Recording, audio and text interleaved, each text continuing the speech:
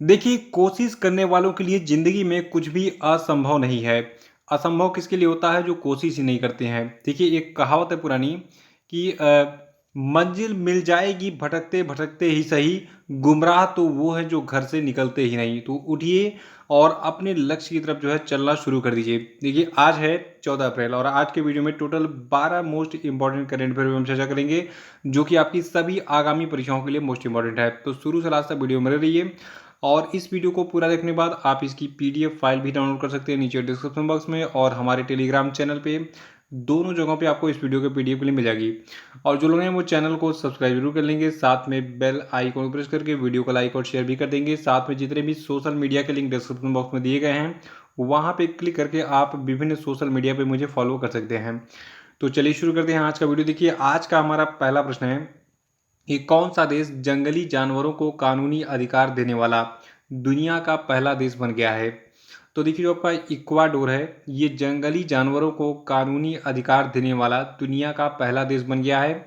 और इस क्वेश्चन को आप अलग से कहीं नोट करके मोस्ट इम्पॉर्टेंट जो है टैग कर लीजिए, क्योंकि आने वाली जितनी भी परीक्षाएं हैं उन सभी में सभी पेपरों में ये जो है ये प्रश्न छपा मिलेगा आपको। तो इक्वाडोर जो है आपका जंगली जानवरों को कानूनी अधिकार देने वाला दुनिया का पहला देश बन गया है।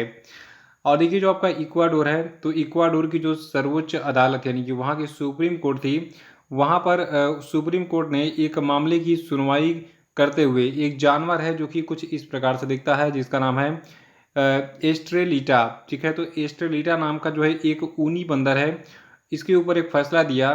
देखिए, अभी हाल ही में इसको जो है उठाकर मतलब जंगल से ले जाकर जो है इसको एक चिड़ियाघर में शिफ्ट किया गया था और इसको पालतू बनाने की कोशिश की जा रही थी। एक व्यक्ति थे जिसका नाम था बिट्रीज बारबानो प्रोवानो। ठीक है, इनके लिए जो है पालतू जानवर बनाने के लिए इसको ट्रेनिंग देने के लिए इसको चिड़ियाघर ले जाया जा रहा था, लेकिन ये सरवाइव नहीं कर पाया और इसकी मृत्यु हो गई। तो इसीलिए जो है इसके भी अधिकारों की रक्षा करने के लिए इसको कानूनी अधिकार दिया गया इक्वाडोर में। यानी कि अब जितने भी जंगली जानवर होंगे उनको कानूनी अधिकार मिल गया है कि वो अपने जो है फेवरेबल कंडीशन में, यानी कि जहाँ पे वो सरवाइव कर सकते हैं उस कंडीशन में रहें और अपनी जीवन ज़िंदगी को जिए, किसी का पालतू जानवर ना बने। और ऐसा करने के लिए जो है मतलब विभिन्न प्रावधानों से जो है किसी को गुजरना पड़ेगा कि किसी भी जानवर को अगर वो पालतू बनाना चाहता है। देखिए, इक्वाडोर देश की बात करें तो ये आपका साउथ अमेरिका महाद्वीप में स्थित है। राजधानी इसकी है क्विटो और मुद्रा है यूनाइटेड स्टेट्स डॉलर और राष्ट्रपति यहाँ के हैं गिलर्मो लासो। अगला प्रश्न है कि हाल ही में संयुक्त राष्ट्र खाद्य और कृषि संगठन और आर्बर डे फाउंडेशन ने संयुक्त रूप से किन शहरों को 2021 से tree city of the world के रूप में मान्यता दी? तो देखिए, 2021 tree city of the world के रूप में जो है भारत के मुंबई और हैदराबाद, इन दोनों शहरों को जो है संयुक्त रूप से मान्यता दी गई है। देखिए, मुंबई और हैदराबाद के अलावा भी कई अन्य शहर हैं जिनको इस लिस्ट में शामिल किया गया है। तो आइए पूरी न्यूज़ को डिटेल में हम देख लेते हैं। देखिए, जो आपका मुंबई और हैदराबाद है इन दोनों शहरों ने स्वास्थ्य, लचीला और खुशहाल शहरों के निर्माण में शहरी पेड़ों और हरियाली को उगाने और बनाए रखने की प्रतिबद्धता के लिए ये मान्यता प्राप्त किया है। और देखिए, जो आपका हैदराबाद है, मुंबई तो इस बार पहली बार शामिल हुआ है, हैदराबाद को पिछली बार भी जो है 2020 tree city of the world में शामिल किया गया था। इसको जरूर याद रखिएगा। और जो आपका tree city of the world list है तो इसके तीसरे संस्करण में हैदराबाद और मुंबई के अलावा 21 देशों की कुल 136 अन्य शहरों को भी जो है जो आपका 2021 tree city of the world है इसके रूप में जो है शामिल किया गया है। तो याद रखना इसको। और अगला प्रश्न है कि हाल ही में कौन भारत के G20 के मुख्य समन्वयक बने? तो देखिए, भारत के जो G20 के मुख्य समन्वयक बने हैं इनका नाम है हर्षवर्धन श्रृंगला। देखिए, हर्षवर्धन श्रृंगला जो है ये वर्तमान में भारत के विदेश सचिव हैं, लेकिन एक खास बात और है। देखिए, इनका जो कार्यकाल है ये समाप्त होने वाला है और अब ये अपने कार्यकाल के समाप्त होने के बाद जो है अगले महीने में G20 के मुख्य समन्वयक के रूप में काम करेंगे। देखिए, ये नियुक्ति महत्वपूर्ण है क्योंकि भारत 1 दिसंबर 2022 को इंडोनेशिया से G20 की अध्यक्षता ग्रहण करेगा और 2023 में भारत में पहली बार G20 लीडर समिट का आयोजन करेगा। तो यहाँ पे देखिए एक प्रश्न और आपका तैयार हो गया कि भारत जो है ये किस वर्ष जो आपका G20 लीडर समिट है इसका आयोजन करेगा। तो 2023 में भारत करेगा पहली बार G20 लीडर समिट का आयोजन। और एक खास बात और यहाँ पे निकल के सामने आई कि भारत जो है ये 1 दिसंबर 2022 को किस देश से, इंडोनेशिया से G20 की अध्यक्षता ग्रहण करेगा। इसको नोट कर लीजिए, 2 नंबर आपके कंफर्म हो जाते हैं एग्जाम में। और 2 नंबर और मैं आपके कंफर्म करा देता हूँ, यहाँ पे 2 क्वेश्चन और आपका जो है देखिए, जो आपके हर्षवर्धन श्रृंगला हैं ये 30 अप्रैल 2022 को यानी कि इस महीने के आखिरी में सेवानिवृत्त होंगे। और इनके स्थान पर जो है VM क्वात्रा को जो है भारत का विदेश सचिव बनाया गया हाल ही में। तो 30 अप्रैल को जो है मतलब कार्यभार VM क्वात्रा संभाल लेंगे भारत के विदेश सचिव के रूप में। तो अगर एग्जाम में प्रश्न पूछा जाए कि भारत के नए विदेश सचिव कौन हैं, तो इनका नाम है VM क्वात्रा, याद रखिएगा इसको। और VM क्वात्रा वर्तमान में कहाँ पे काम कर रहे हैं, ये नेपाल में भारत के राजदूत हैं, ठीक है। और देखिए, जो भारतीय वाणिज्य मंत्री हैं जिनका नाम है पीयूष गोयल। पीयूष गोयल है ये G20 के शेरपा बने रहेंगे। देखिए, पीयूष गोयल को बहुत पहले ही G20 का शेरपा अपॉइंट किया गया था, मैंने आपको बताया भी था। तो G20 के शेरपा कौन बने रहेंगे, पीयूष गोयल। तो कई सारे प्रश्न आपको एक ही पेज पे मिल गए। अगला प्रश्न है कि सॉरी, प्रश्न तो छोड़ दीजिए, अभी थोड़ा सा हम G20 के बारे में जानेंगे, ठीक है। प्रश्न तो हम देखते रहते हैं। देखिए, G20 जो है एग्जाम में पूछा गया है कि ये कितने देशों का संगठन है। तो देखिए, G20 जो है ये 19 देशों प्लस एक जो है जो आपका यूरोपियन यूनियन है। तो यूरोपीय संघ और 19 देशों का संगठन है G20। और इसमें सदस्य देश हैं Argentina, Australia, Brazil, Canada, China, France, Germany. और अपना भारत भी G20 का मेंबर है। Indonesia, Italy, Japan, Republic of Korea, Mexico, Russia, Saudi Arabia, South Africa, Turkey, और जो यूनाइटेड किंगडम है, और USA है, और यूरोपियन संघ है। ये सभी मेंबर हैं G20 के। और G20 के चेयरमैन कौन है वर्तमान में, इंडोनेशिया के प्रेसिडेंट जोको विडोडो, ठीक है। और G20 की स्थापना ग्रुप ऑफ 7 ने की थी, यानी कि G7 पहले। देखिए, पहले G20 जो है G7 के नाम से जाना था, लेकिन इसमें बाद में मेंबर्स बढ़ते गए हैं और ये G20 बन गया। G20 की स्थापना जो है ये हुई थी 26 सितंबर 1999 को। अगला है कि हाल ही में किस राज्य के मुख्यमंत्री शिवराज सिंह चौहान को चैंपियन ऑफ चेंज अवार्ड 2021 दिया गया। तो देखिए, champion of change award 2021 Madhya Pradesh के मुख्यमंत्री शिवराज सिंह चौहान को दिया गया है। देखिए, अभी हाल ही में भोपाल के कुशाभाऊ ठाकरे सभागार में interactive forum on Indian economy के दौरान आयोजित champion of change Madhya Pradesh 2021 के कार्यक्रम में मध्य प्रदेश के मुख्यमंत्री शिवराज सिंह चौहान के साथ साथ विभिन्न हस्तियों को साहस, सामुदायिक सेवा और समावेशी सामाजिक विकास के मूल्यों को बढ़ावा देने के लिए जो आपका चैंपियन ऑफ चेंज अवार्ड 2021 है ये दिया गया है। और देखिए, इसी कार्यक्रम में और भी कई सारी हस्तियों को चैंपियन ऑफ चेंज अवार्ड दिया गया। तो इसमें पहला नाम तो मध्य प्रदेश के मुख्यमंत्री शिवराज सिंह चौहान का है, और दूसरा नाम है इसमें यूपी और मिजोरम के पूर्व राज्यपाल डॉक्टर अजीज कुरैशी का। तीसरा नाम है संगीत कलाकार पद्म भूषण तीजन बाई का। और इंदौर के मेयर है इंदौर की मालिनी लक्ष्मण सिंह गौर, इनको भी सम्मानित किया गया है।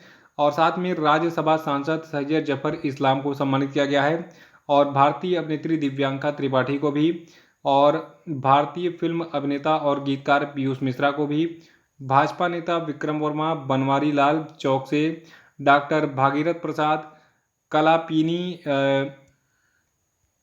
कोमाकली और सुधीर भाई गोयल, गिरीश कुमार अग्रवाल, दिलीप सूर्यवंशी, अभिजीत सुखदाने, आर्य चावड़ा, और रोहित सिंह तोमर, मेघा परमार, विकास भदौरिया, प्रियंका द्विवेदी, और कीडीपे के CEO मनन दीक्षित, मयूर सेठी, रेणु शर्मा, डॉक्टर प्रकाश जैन और रंजीत जैन, इन सभी को जो है चैंपियन ऑफ चेंज अवार्ड 2021 से सम्मानित किया गया है।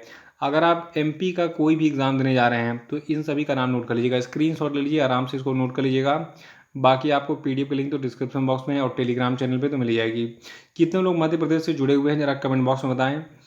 अगला प्रश्न है कि किस देश ने हाल ही में ऐलान किया कि वो अपने 51 अरब डॉलर के पूरे विदेशी कर्ज को चुका पाने में असमर्थ है।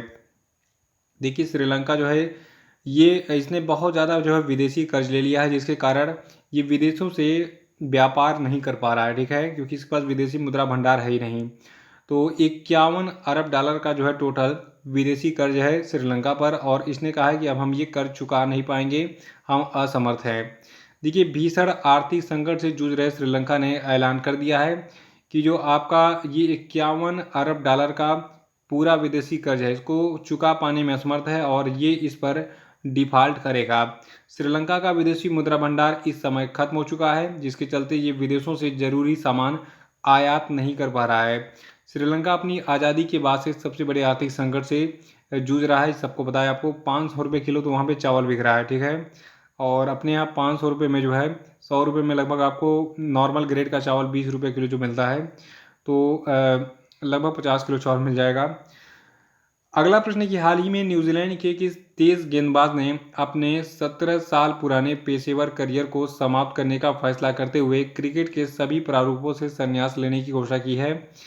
तो देखिए, जो आपके हामिश बेनेट हैं, जो कि न्यूजीलैंड के जो है तेज गेंदबाज यानी कि फास्ट बॉलर थे, तो इन्होंने 17 सालों के अपने करियर के बाद जो है क्रिकेट के सभी प्रारूपों यानी कि T20, वनडे और टेस्ट मैच से जो है संन्यास ले लिया है। देखिए, इन्होंने जो है तीनों प्रारूपों में न्यूजीलैंड के लिए 31 मैचों में 43 विकेट लिए थे, और अभी हाल ही में इन्होंने पिछले सितंबर में बांग्लादेश के खिलाफ T20 मैच में भाग लिया था। अगला कि विश्व पार्किंसंस दिवस यानी कि वर्ल्ड पार्किंसंस डे कब मनाया जाता है? तो देखिए, विश्व पार्किंसंस दिवस को हम 11 अप्रैल को मनाते हैं। देखिए, पार्किंसंस रोग नर्वस सिस्टम में होने वाला एक रोग है जो कि कई शारीरिक गतिविधियों को प्रतिकूल रूप से जो प्रभावित करता है, और इससे हाथों में कपकपी होती है, पूरे शरीर में अकड़न या फिर मूवमेंट में मतलब मूवमेंट जो होता है शरीर का, ये धीमा हो जाता है। और देखिए, पार्किंसंस रोग शरीर के गतिविधि में धीमापन, अकड़न, अस्थिरता पैदा कर सकता है, याद रखिएगा इसको। और इस वर्ष की थीम इसकी रहेगी 2022 के लिए इंटीग्रेटेड हेल्थ केयर, ठीक है। अगला प्रश्न है कि कौन सा देश 2026 कॉमनवेल्थ गेमों की मेजबानी करेगा? तो देखिए, 2026 राष्ट्रमंडल खेलों की मेजबानी ऑस्ट्रेलिया करेगा, और ऑस्ट्रेलिया में जो है आपको बता दूं, जो इसका विक्टोरिया राज्य है, ठीक है, ये विभिन्न शहरों में यानी कि ऑस्ट्रेलिया के विक्टोरिया राज्य के विभिन्न शहरों जैसे कि जो आपका मेलबर्न है, जिलोंग है, वेनिंग है, वेलाट है और जिप्सलैंड है, ठीक है। तो इन सभी स्थानों पर जो है मार्च 2026 में मतलब इस राष्ट्रमंडल खेल यानी कि कॉमनवेल्थ गेम की जो है मेजबानी और आयोजन किया जाएगा। तो ऑस्ट्रेलिया जो है मेजबान होगा 2026 राष्ट्रमंडल खेलों का, याद रखिएगा। अगला प्रश्न है, आईपीएल के इतिहास में सबसे तेज 100 छक्के लगाने वाले भारतीय खिलाड़ी कौन बने? तो देखिए, आईपीएल के इतिहास में सबसे तेज 100 छक्के लगाने वाले भारतीय खिलाड़ी हार्दिक पांड्या बन गया है। देखिए, आईपीएल हार्दिक पांड्या जो है आईपीएल में 100 छक्के लगाने वाले पहले भारतीय बल्लेबाज बने हैं, यानी कि यहाँ पे केवल भारतीय की बात हो रही है। जो विदेशी, देखिए कई सारे विदेशी क्रिकेटर भी जो है ये आईपीएल खेलते हैं, नीलामी में उनको खरीदा जाता है विभिन्न टीमों के द्वारा। तो उनमें बहुत सारे ऐसे क्रिकेटर हैं जिन्होंने सबसे तेज 100 छक्के लगाए हैं, तो उनका नाम भी हम अभी जानेंगे।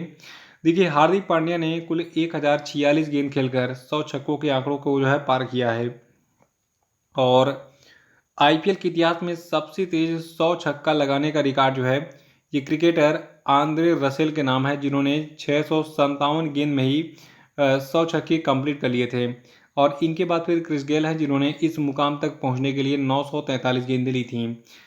अगला है कि हाल ही में एशियाई विकास बैंक यानी कि एशियन डेवलपमेंट बैंक ने किस राज्य में विकास परियोजनाओं का समर्थन करने हेतु भारत के साथ 2 मिलियन अमेरिकी डॉलर के ऋण समझौते पर हस्ताक्षर किया? तो देखिए, नागालैंड के साथ 2 मिलियन अमेरिकी डॉलर के ऋण समझौते पर हस्ताक्षर किया है एशियन डेवलपमेंट बैंक ने विभिन्न परियोजनाओं का समर्थन करने के लिए, याद रखिएगा इसको। और देखिए, हाल ही में एडीबी ने भारत सरकार के साथ नागालैंड से जुड़े एक महत्वपूर्ण समझौते पर हस्ताक्षर किया, जिसके अनुसार एडीबी जो है नागालैंड में जलवायु अनुकूल शहरी बुनियादी ढांचे को डिज़ाइन करने और संस्थागत क्षमता को मजबूत करने और नगर पालिका संसाधन जुटाने में सुधार के लिए 2 मिलियन अमेरिकी डॉलर का ऋण देगा। अगला कि हाल ही में केंद्रीय गृह मंत्री अमित शाह ने किस स्थान पर देश के पर्यटन और सांस्कृतिक मंत्रियों के शिखर सम्मेलन जिसका नाम था अमृत समागम, इसका उद्घाटन किया? तो देखिए, अमृत समागम का आयोजन नई दिल्ली में किया गया था। इस सम्मेलन का लक्ष्य इस बात पर चर्चा करना था कि आज़ादी का अमृत महोत्सव अब तक कितना आगे बढ़ चुका है, साथ ही इस उत्सव के शेष भाग के लिए विशेष रूप से आसन्न महत्वपूर्ण पहल के लिए उपयोग की जाने वाली विधियों के लिए सर्वोत्तम प्रथाओं और विचारों को इकट्ठा करना है। अगला है कि हाल ही में किस स्थान पर पहला खेलो इंडिया नेशनल रैंकिंग महिला तीरंदाजी टूर्नामेंट आयोजित किया गया था। तो देखिए जमशेदपुर में हाल ही में खेलो इंडिया नेशनल रैंकिंग महिला तीरंदाजी टूर्नामेंट का आयोजन किया गया था 12 से 13 अप्रैल को। कहाँ पर, जो आपका झारखंड की जमशेदपुर में स्थित टाटा तीरंदाजी अकादमी है, ठीक है। तो झारखंड के जमशेदपुर के टाटा तीरंदाजी अकादमी में 12-13 अप्रैल को जो आपका खेलो इंडिया नेशनल रैंकिंग महिला तीरंदाजी टूर्नामेंट का पहला चरण था, याद किया गया था। याद रखिएगा इसको। तो ये थे आपके आज के सभी धमाकेदार प्रश्न जी। कि आज के जितने प्रश्न हैं सभी के सभी मान के लिए पेपर में छपने टाइप के प्रश्न हैं। तो एक बार वीडियो को फिर से देख के आप रिवाइज कर सकते हैं, बाकी लोगों को पहली बार में ही याद हो जाता है। तो आइए अब हम बात कर लेते हैं कल के पूछे गए सभी क्वेश्चन अपडेट के सही उत्तरों की। लेकिन आज आपको बता दूं, देखिए वीडियो पे कम से कम यार 500 लाइक तो पहुंचाया करो। 4000 5000 लोग वीडियो देख रहे हो, लेकिन लाइक कितने आ रहे हैं? 500, मतलब 100-150। तो लाइक्स को बढ़ाइए और अधिक से अधिक कम से कम 2 लोगों को शेयर करने की जिम्मेदारी लीजिए। देखिए आज का पहला प्रश्न है कि वर्ष 2021 के लिए 56वां ज्ञानपीठ पुरस्कार किसको दिया गया, बताइए। कल के वीडियो को देख रिवाइज कर लिए, कल मैंने ज्ञानपीठ पुरस्कार के बारे में बताया था। अगला है कि हाल ही में किस स्थान पर यूएस इंडिया 2+2 मंत्री स्तरीय संवाद आयोजित किया गया, बताइए। और तीसरा था कल का कि पहला लता दीनानाथ मंगेशकर पुरस्कार किसको दिया गया, बताइए। और अगला प्रश्न है आपके लिए कि हाल ही में किस देश ने हेलिना गाइडेड मिसाइल सिस्टम का परीक्षण किया है, बताइए। और पांचवा कि मानव अंतरिक्ष उड़ान का अंतर्राष्ट्रीय दिवस कब मनाया जाता है, बताइए।